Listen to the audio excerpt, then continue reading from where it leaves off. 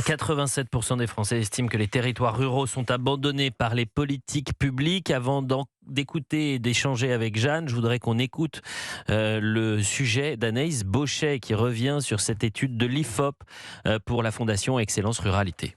Les chiffres parlent d'eux-mêmes. Les jeunes qui vivent à la campagne ont 3 fois moins accès aux politiques de réseau d'éducation prioritaire. 6 Français sur 10 estiment que les moyens mis en place pour aider les élèves en difficulté sont concentrés dans les grandes villes.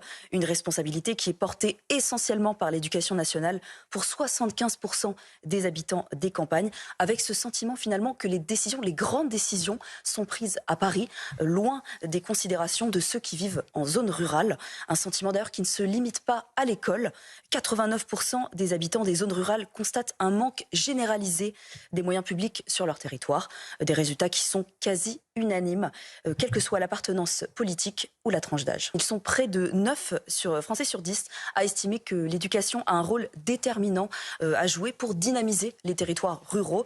Mais aujourd'hui, les difficultés scolaires dans les bourgs sont jusqu'à 12% supérieures à celles rencontrées dans les grandes villes. Devant cette situation assez peu réjouissante, les Français privilégient 3 pistes d'amélioration. Donc en premier, réduire les effectifs par classe pour améliorer la qualité de l'apprentissage. Ensuite, repenser les programmes et le temps scolaire. Et enfin, renforcer le soutien scolaire et l'accompagnement individualisé. Et Jean-Baptiste Noëlla, cofondateur des écoles Excellence Ruralité, était notre invité sur CNews dans l'heure des pros. Écoutez-le, puisque c'est lui qui a voulu et pensé cette étude avec l'IFOP. Vous avez des critères qui structurellement défavorisent les enfants des zones rurales et des petites villes. Et notamment, il y a l'appartenance à un quartier prioritaire de la politique de la ville. L'éducation prioritaire, pour vos auditeurs, c'est concrètement les territoires et les endroits où l'école dit là il y a un besoin scolaire particulier, on va mettre plus d'argent. Et ben un jeune rural il a 3 fois moins de chances de bénéficier de ça. Et donc il faut à mon avis revenir venir à un critère unique qui soit un critère scolaire et qui mette tous les enfants de France sur un pied d'égalité. Ce que dit ce sondage, c'est pas que les ruraux veulent un traitement de faveur. Ce qu'ils veulent, c'est simplement avoir les mêmes droits que les autres. Et le principe aussi d'un critère unique sur les résultats scolaires, c'est que ça permet aussi d'affecter les moyens de l'école là où elle en a besoin, et du coup d'éviter tous ces effets de trous dans la raquette qu'on n'arrive pas à prendre en compte. Voilà, vous avez entendu tous ces témoignages. J'ai hâte d'avoir votre regard, Alexandre Devecchio et Georges Fenech. Mais je vais commencer avec Georges, puisque vous avez été député d'une zone rurale, justement. J'étais député, effectivement, d'une circonscription à prédominance rurale, qui est la 11e circonscription du Rhône, la pointe sud du Rhône, avec des beaux fleurons quand même, comme la filière viticole, qui était très importante, les Condrieux, etc., que tout le monde connaît. Et ce sujet que vous mettez aujourd'hui devant l'actualité est vraiment très important pour tous ceux qui nous écoutent, pour ce monde rural. Croyez bien qu'il existe effectivement, moi je l'ai constaté pendant l'exercice de mes mandats, une véritable fracture territoriale dans notre pays. Il existe une fracture entre les villes et les campagnes. Vous avez abordé la question de l'éducation nationale. Il y a les déserts médicaux dont on vient d'évoquer un petit peu aussi, avec des efforts considérables qui sont faits par ces petits maires qui réussissent quelquefois grâce notamment à l'intercommunalité. C'est-à-dire que les mairies se mettent ensemble sur des thématiques précises comme les transports. Pour investir en commun sur un équipement sportif, bien sûr, sur des transports, sur une classe d'école, voyez-vous. Moi, je pense c'est l'art de la débrouille pour les maires. On a déversé des dizaines de milliards d'euros depuis 40 ans dans les politiques de la ville, dans l'ANRU, l'Agence nationale de rénovation urbaine, que nous avons fait la même chose pour nos campagnes, avec des maires qui se débrouillent comme ils peuvent, ne serait-ce que pour entretenir le patrimoine, une église par exemple, qui relève de l'entretien d'une municipalité. Vous ne vous rendez pas compte à quel point c'est difficile d'assumer ces charges. Et puis faire vivre le village, c'est-à-dire qu'il y ait peut-être une pharmacie, peut-être un boulanger, peut-être un petit commerce de proximité. C'est pas partout qu'on les trouve maintenant. Bien sûr. Et la Poste dont vous avez parlé, effectivement, aujourd'hui, vous avez des agences postales au bureau de la presse, par exemple. C'est un peu la débrouille, si vous voulez. Ça, c'est pas normal. Alexandre Devecchio.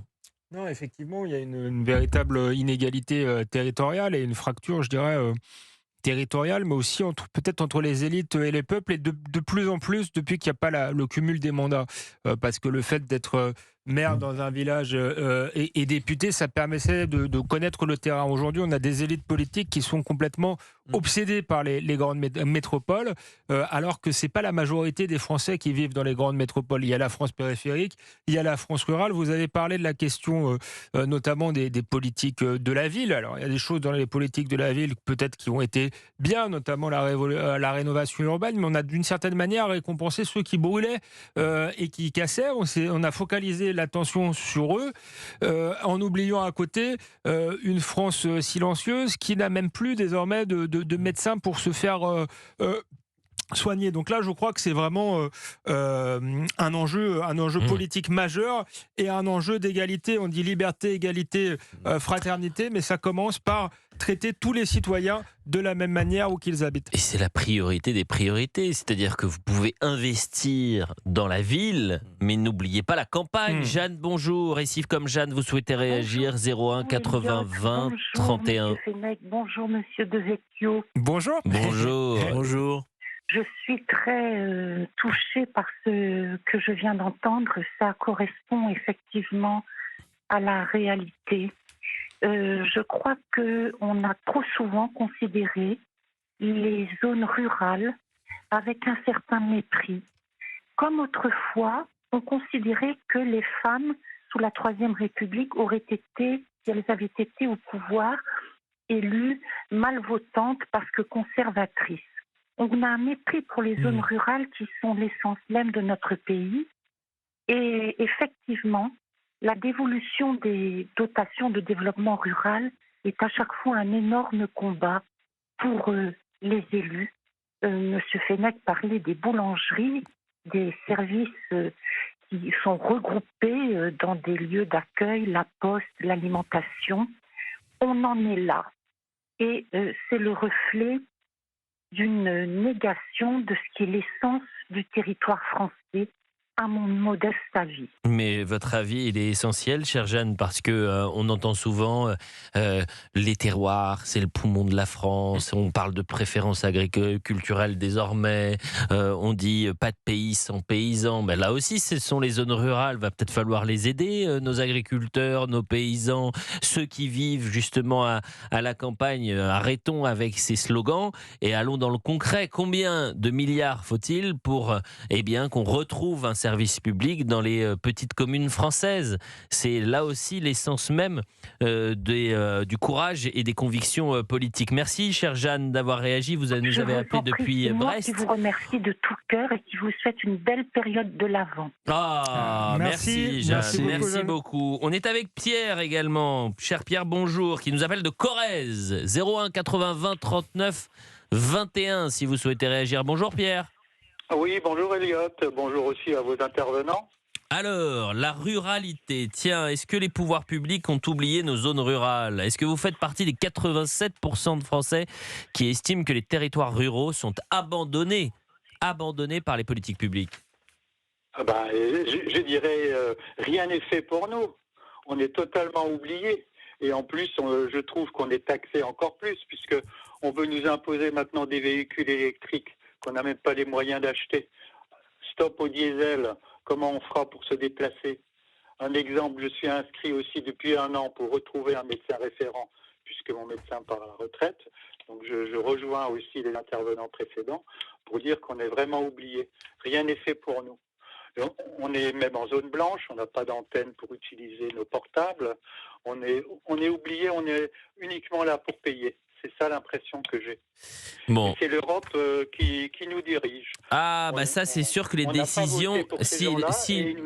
Oui, mais c'est-à-dire que si il y a une déconnexion de l'élite parisienne pour les zones rurales françaises, je peux vous dire que c'est un univers qui sépare l'homme gris bruxellois de effectivement l'habitant corrézien que vous êtes ou Jeanne qu'on a eu depuis la région de Brest. Brest. Ils sont même plus hors sol, ils sont sur une autre planète. Ouais, ils sont sur une autre planète, Mais exactement. tout à l'heure, Elliot, vous disiez... En un vous mot avez- avant la publicité, allez-y.